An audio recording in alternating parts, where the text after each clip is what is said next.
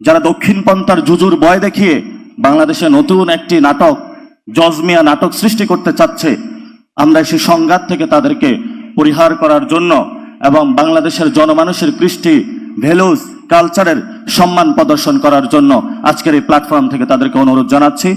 বাংলাদেশে দক্ষিণপন্থার উদ্ভব হচ্ছে, এটা কিন্তু একটি খতরনাক কথা। দক্ষিণপন্থার যদি উদ্ভব হয়ে থাকে, বাংলাদেশের মানুষ যদি সিজদার মাধ্যমে খুনি ফেসিনাকে বিদায় করতে পারে, আপনাদের সমস্যা কোথায়?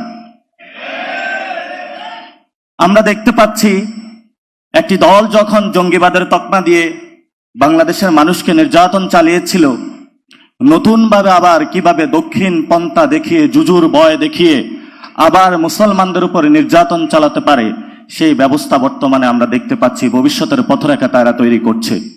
আমরা বলতে চাচ্ছি, বাংলাদেশে যারা জুলাই গণ অভ্যুত্থানের শহীদ, যারা আহত, তারা ডান বাম বুঝে না।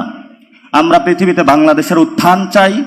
বাংলাদেশের মানুষ যেমন, বাংলাদেশের কৃষ্টি কালচার ভ্যালুজ যেমন থাকবে, সেভাবেই ভবিষ্যতে বাংলাদেশের উত্থান হবে।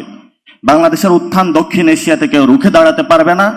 আমাদের সহযোদ্ধা অনেকেই ভারতে যারা রয়েছেন, ওমর খালিদ শারজিল ইমাম থেকে শুরু করে যারা শাহিনবাগ মুভমেন্ট করেছেন, জেএনইউ মুভমেন্ট করেছেন, ইতিপূর্বেও আমরা তাদের মুক্তি দাবি করেছি। যারা দক্ষিণপন্থার জুজুর ভয় দেখিয়ে বাংলাদেশে নতুন একটি নাটক জজমিয়া নাটক সৃষ্টি করতে চাচ্ছে, আমরা সেই সংঘাত থেকে তাদেরকে পরিহার করার জন্য এবং বাংলাদেশের জনমানুষের কৃষ্টি ভ্যালুজ কালচারের সম্মান প্রদর্শন করার জন্য আজকের এই প্ল্যাটফর্ম থেকে তাদেরকে অনুরোধ জানাচ্ছি।